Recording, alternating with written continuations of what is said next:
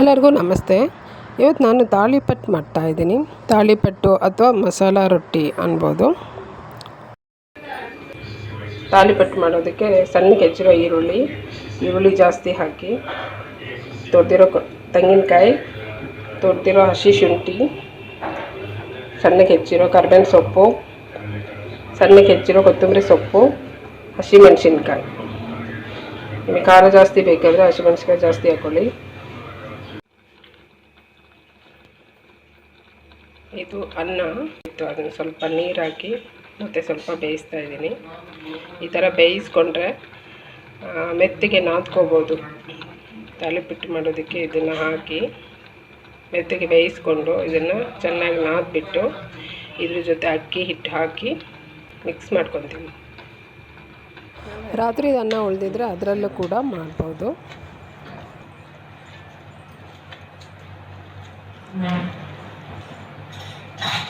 ಬೇಯಿಸಿರೋ ಅನ್ನನ ಚೆನ್ನಾಗಿ ಈ ಥರ ನಾದ್ಕೊಳ್ಳಿ.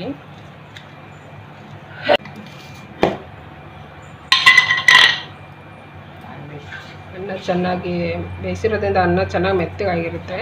ಅದು ಸ್ವಲ್ಪ ನಾದ್ಕೊಂಡು ಅದಕ್ಕೆ ಮತ್ತೆ ಎಷ್ಟು ಬೇಕೋ ಅಷ್ಟು ಹಿಟ್ಟು ಹಾಕ್ಕೊಂಡು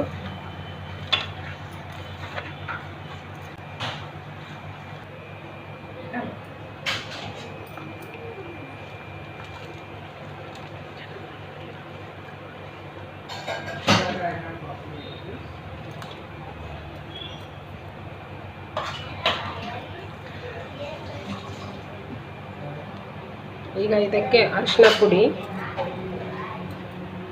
ಉಪ್ಪು, ರುಚಿಗೆ ತಕ್ಕಷ್ಟು ಉಪ್ಪು, ಒಂದು ಸ್ವಲ್ಪ ಕಡಲೆಬೇಳೆ ಇಷ್ಟನ್ನು ಹಾಕಿ ಚೆನ್ನಾಗಿ ಮಿಕ್ಸ್ ಮಾಡಿ ಕಲಿಸ್ಕೋಬೇಕು. ನಿಮಗೆ ಅನ್ನ ಇಲ್ಲ ಅಂದರೆ ಬರೀ ಅಕ್ಕಿ ಹಿಟ್ಟಲ್ಲೂ ಮಾಡ್ಬೋದು. ಬರೀ ಅಕ್ಕಿ ಹಿಟ್ಟು ಕಲಿಸುವಾಗ ಸ್ವಲ್ಪ ನೀರು ಬಿಸಿ ಮಾಡಿಕೊಂಡು ಬಿಸಿನೀರಲ್ಲಿ ಕಲಿಸ್ಕೊಳ್ಳಿ. ಚೆನ್ನಾಗಿ ನಾದ್ಕೋಬೇಕು ಸ್ಮೂತಾಗಿ, ಇಲ್ಲಾಂದರೆ ರೊಟ್ಟಿ ತಟ್ಟುವಾಗ ಹೊಡೆದೋಗುತ್ತೆ.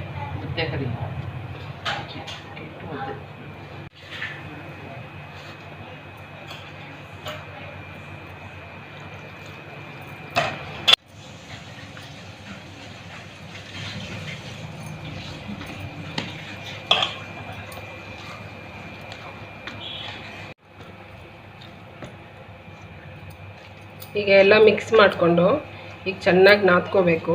ಹಿಟ್ಟು ಮೆತ್ತಗಾಗೋ ಹಾಗೆ. ಗಟ್ಟಿ ಇದ್ದರೆ ರೊಟ್ಟಿ ತಟ್ಟೋದಕ್ಕೆ ಬರಲ್ಲ. ತುಂಬ ಗಟ್ಟಿನೂ ಇರಬಾರ್ದು, ತುಂಬ ಸ್ಮೂತು ಇರಬಾರ್ದು. ಈಗ ರೊಟ್ಟಿ ತಟ್ಕೊಳ್ಳೋದಕ್ಕೆ ಹೀಗೆ ಒಂದು ಕವರ್ ತೊಗೊಂಡಿದ್ದೀವಿ. ನಾನು ಎಣ್ಣೆ ಕವರ್ ತೊಗೊಂಡಿದ್ದೀನಿ. ಎಣ್ಣೆ ಕವರಲ್ಲಾದರೆ ಚೆನ್ನಾಗಿ ಬರುತ್ತೆ ಅಂಟ್ಕೊಳೋದಂಗೆ. ಈ ಥರ ಒಂದು ನಿಮಗೆ ಎಣ್ಣೆ ಕವರ್ ಇಲ್ಲ ಅಂದರೆ ದಪ್ಪ ಕವರ್ ಯಾವುದಾದ್ರೂ ಪ್ಲಾಸ್ಟಿಕ್ ಕವರ್ ಮೇಲೆ ತಟ್ಕೊಳ್ಳಿ. ಸರಿ,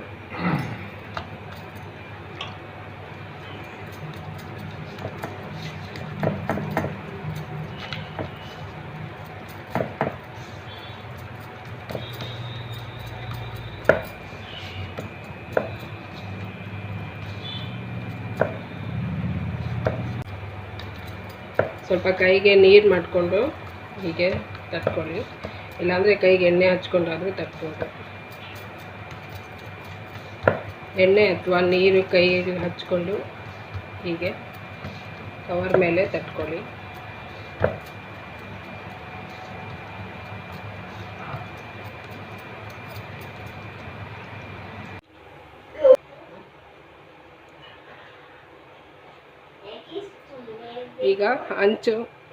ಈಗ ಹಂಚು ಚೆನ್ನಾಗಿ ಕಾದಿದೆ. ಇದಕ್ಕೆ ಸ್ವಲ್ಪ ಎಣ್ಣೆ ಹಾಕ್ಕೊಳ್ಳಿ. ಇದು ರೊಟ್ಟಿನ ಎಣ್ಣೆಯಲ್ಲಿನೇ ಬೇಯಿಸಬೇಕು. ಹೀಗೆ ಕವರಿಂದ ನಿಧಾನವಾಗಿ ಹೀಗೆ ಬೇರೆ ಮಾಡಿಕೊಂಡು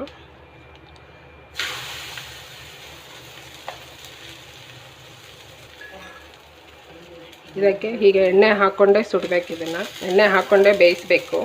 ಎಣ್ಣೆ ಒಂದು ಪ್ಲೇಟ್ ಮುಚ್ಚಿ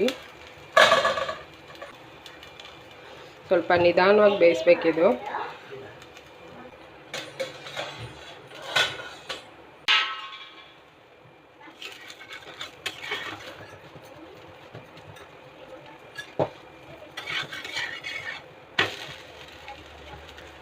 ಚಟ್ನಿ ಜೊತೆ ಇದನ್ನು ತಿನ್ಬೋದು, ಇಲ್ಲ ತುಪ್ಪದ ಜೊತೆನೂ ತಿನ್ಬೋದು. ತುಂಬಾ ರುಚಿ ಇರುತ್ತೆ. ಇದಕ್ಕೆಲ್ಲನೂ ಹಾಕಿದ್ದೀವಲ್ಲ, ಈರುಳ್ಳಿ, ಮೆಣಸಿನ್ಕಾಯಿ, ಕೊಬ್ಬರಿ, ಕೊತ್ತಂಬರಿ ಸೊಪ್ಪು, ಕರ್ಬೇವಿನ ಸೊಪ್ಪು, ಕಡಲೆಬೇಳೆ, ಸ್ವಲ್ಪ ಶುಂಠಿ ತುರಿದು ಹಾಕಿದ್ದೀವಿ. ಎಲ್ಲನೂ ಹಾಕಿರೋದ್ರಿಂದ ಇದು ಬರೀ ತುಪ್ಪದ ಜೊತೆ ತಿಂದರೂ ತುಂಬ ರುಚಿ ಇರುತ್ತೆ. ಚಟ್ನಿ ಜೊತೆನೂ ತಿನ್ಬೋದು. ಅನ್ನ ಇಲ್ಲ ಅಂದರೆ ಬರೀ ಅಕ್ಕಿ ಹಿಟ್ಟಿಗೆ ಬಿಸಿನೀರು ಹಾಕಿ ಕಲಿಸ್ಕೋಬೋದು. ಇಲ್ಲ ಅಂದರೆ ಅಕ್ಕಿ ಹಿಟ್ಟಿಂದ ಮುದ್ದೆ ಮಾಡಿಕೊಂಡು ಅದ್ರ ಜೊತೆ ಕಲಿಸ್ಕೋಬೋದು.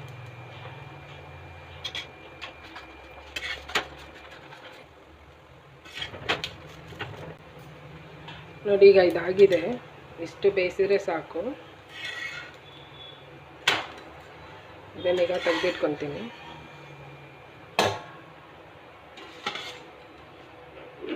ಇದೀಗ ತಾಳಿಪಟ್ಟು ತಿನ್ನೋದಕ್ಕೆ ರೆಡಿ. ತಾಳಿಪಟ್ಟು ಅಥವಾ ಮಸಾಲ ರೊಟ್ಟಿ ಅಂತ ಹೇಳ್ಬೋದು.